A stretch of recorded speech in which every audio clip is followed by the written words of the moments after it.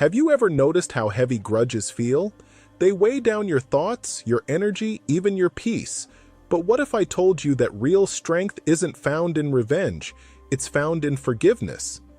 The greatest warriors, philosophers, and leaders all had one thing in common. They knew when to let go. Forgiveness isn't weakness, it's wisdom. And in this video, we'll uncover how forgiving others earns you something far more powerful than victory: respect. Stay with me till the end, because the final story might just change how you see your past and your peace forever. 1. Forgiveness shows strength. Forgiveness isn't about pretending the pain didn't happen. It's about refusing to let it define you. It's the conscious decision to say, I will not let this moment of harm decide the shape of my life. The Stoics believed that strength is not measured by the ability to strike back, but by the capacity to hold oneself steady when provoked. True power lies in self-mastery, the discipline to choose peace when anger seems easier. When you forgive, you are not excusing another's behavior. You are reclaiming your inner stability.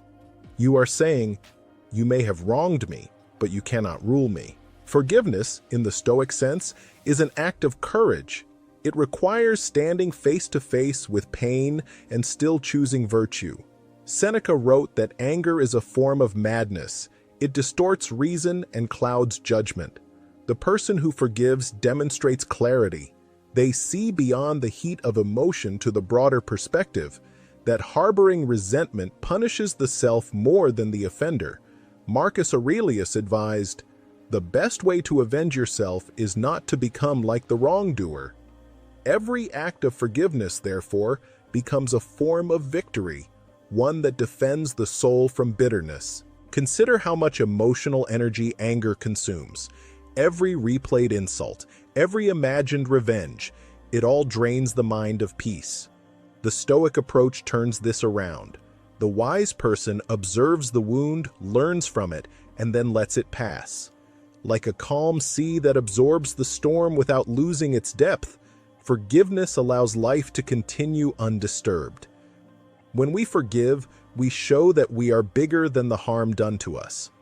We show that our sense of self does not depend on how others treat us, but on how we choose to act. Imagine a soldier returning from war who finds his closest friend betrayed him in battle, perhaps by abandoning his post or revealing a secret that cost lives. The betrayal cuts deep. It would be easy for the soldier to let vengeance consume him, but instead he visits his friend, looks him in the eyes and says, "You've already lost my trust. Don't lose yourself in guilt too." He walks away, not with triumph, but with calm resolve. That's not weakness, that's power. The quiet power of someone who understands that revenge only multiplies suffering. His act of forgiveness frees him from the endless loop of pain and punishment. He reclaims control over his spirit. Forgiveness is not submission, it is transcendence. It is the decision to place reason above impulse, compassion above cruelty. To forgive is to affirm that peace within oneself is worth more than victory over another. That is why forgiveness, in the Stoic tradition, is one of the highest forms of strength. It means you have mastered not only the situation, but yourself. 2. Respected people let go of grudges. People who command respect aren't those who hold on to anger. They're the ones who rise above it. True respect is born from composure, not retaliation. When others see you respond to harm with dignity, they recognize integrity, not weakness. Resentment chains you to the past. Forgiveness sets you free to shape the future. Every grudge you carry is weight that slows your progress, blurs your focus, and drains your energy. A person who lets go moves with lightness and confidence. The Stoics taught that resentment is a form of dependency. It means your peace depends on someone else's punishment. Marcus Aurelius warned against letting the faults of others pollute your own nature. The best revenge, he wrote, is to be unlike your enemy. When you refuse to mirror another's cruelty, you prove that your values are stronger than your wounds. People respect those who can absorb the blow, learn the lesson, and keep their integrity intact. To hold a grudge is to keep reopening an old wound. Every memory of the offense reactivates pain, anger, and helplessness. Stoicism invites you to recognize this cycle and step out of it. Ask yourself, does clinging to this anger improve my life? Does it make me wiser, freer, stronger? If the answer is no, then forgiveness becomes an act of self-respect. You let go not because they deserve peace, but because you do. There was once a business leader betrayed by his closest partner. Confidential information was leaked, and their company nearly collapsed. Everyone expected the betrayed leader to respond with fury, to humiliate his partner or take him to court. Instead, he paused, reflected, and said, "I won't let anger decide my actions." He refused to act out of spite. Years later, that same partner rebuilt his life, found success again, and came back to thank him. "Your mercy gave me a second chance," he said. The leader's restraint had not gone unnoticed. It earned him a quiet, lasting respect among peers. He showed that discipline and grace often command more power than revenge ever could. In a world that rewards outrage, forgiveness stands out as an act of rare strength. It signals maturity, wisdom, and self-control, all qualities of those who are truly respected. Forgiveness doesn't erase consequences, but it changes the energy of the situation. It turns chaos into composure, reaction into reflection. To forgive is to rise above the storm and remain untouched by its fury. That is why those who let go of grudges stand taller. They lead not through fear, but through example. 3. Practical strategies. Release bitterness, choose peace. Forgiveness isn't instant. It's a gradual unfolding, a discipline that requires patience and reflection. The Stoics didn't believe in suppressing pain. They believed in transforming it. You begin by acknowledging your hurt without letting it dominate your mind. Instead of denying the wound, you look at it clearly and ask, "What can I learn from this?" The moment you shift from anger to inquiry, you take your first step toward freedom. Start small. Write a letter you'll never send.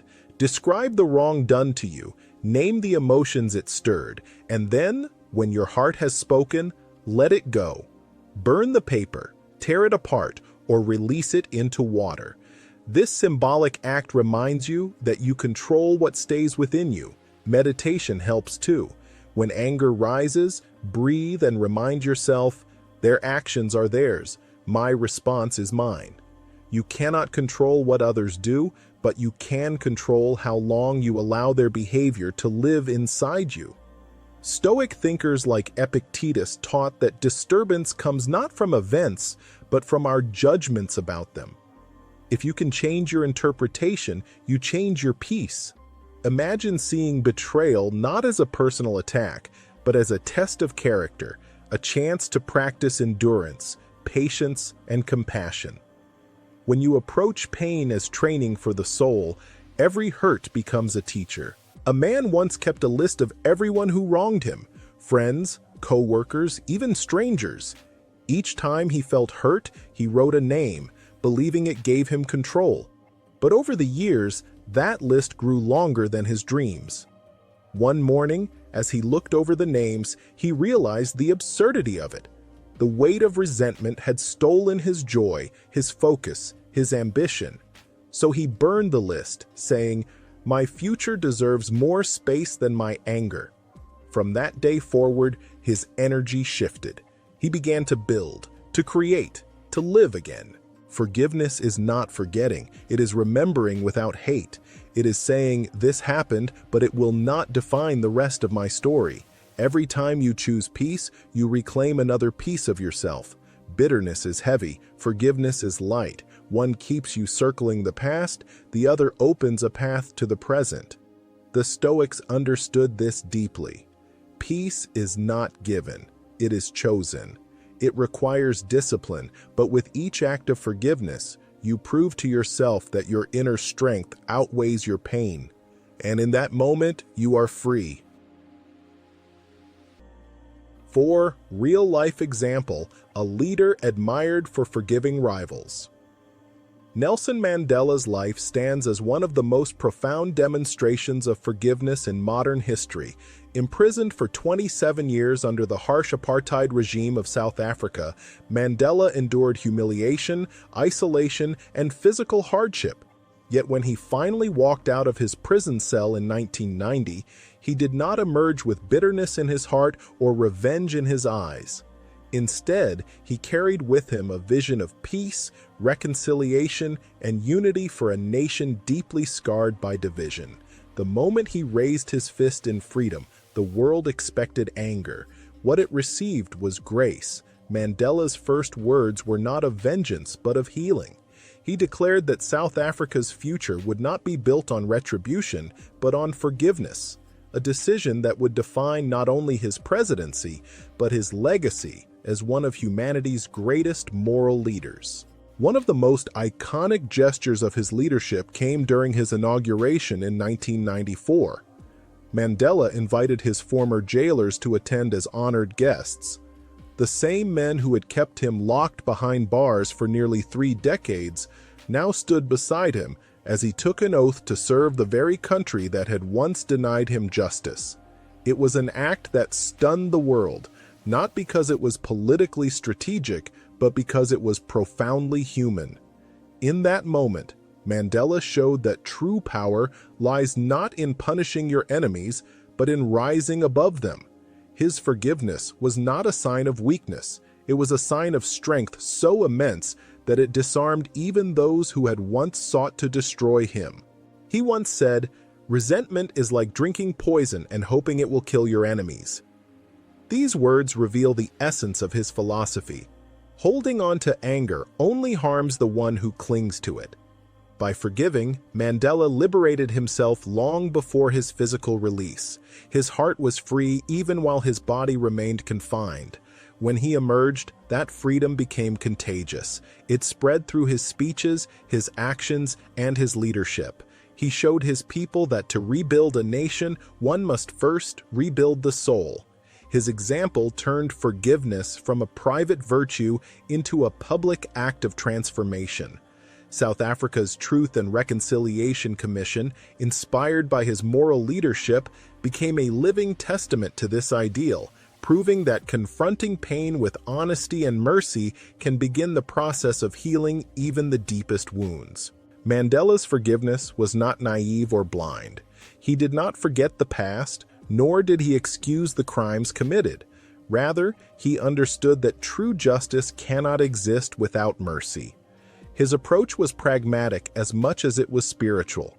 By forgiving his enemies, he dismantled the psychological foundation of apartheid, the belief that hatred and separation were inevitable. In forgiving, he denied his oppressors the victory of having poisoned his heart. That act of defiance made him invincible.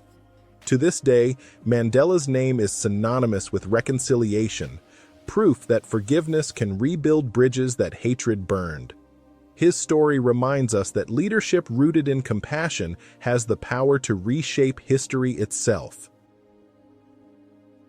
5. Forgive one person today. Forgiveness is not a grand speech or a dramatic gesture. It is an inward act of liberation. It begins quietly with a decision in your own heart. Think right now of one person toward whom you still carry resentment. Perhaps it's someone who betrayed your trust, hurt you deeply, or disappointed you beyond words. Picture their face. Feel the old anger stir within you, the heaviness, the tension, the wound that refuses to heal. Then take a deep breath and decide they no longer control your peace. That decision, though invisible, is revolutionary. When you forgive, you do not excuse their behavior. You simply refuse to let it define your life any longer. You are choosing yourself over your pain. Forgiveness doesn't erase the past, it rewrites your future. Too often, people imagine forgiveness as an act of surrender. In truth, It is an act of courage. It takes strength to release what has already wounded you.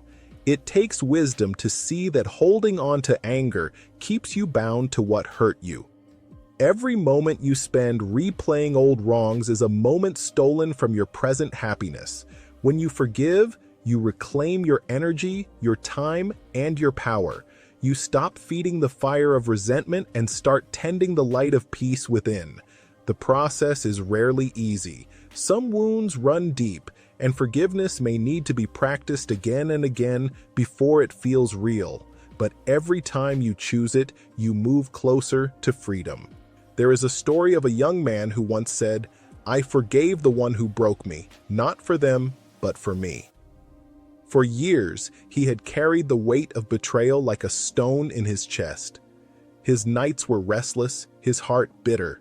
When he finally let go, he felt as if chains had fallen away. Days later, he slept peacefully for the first time in years. Nothing in his external world had changed. His past remained the same, but his inner world was transformed. That is the miracle of forgiveness. The situation may remain unchanged, yet you become different, lighter, freer, stronger. Sometimes freedom begins not with a protest or a victory, but with a quiet, unseen act of letting go. Start small.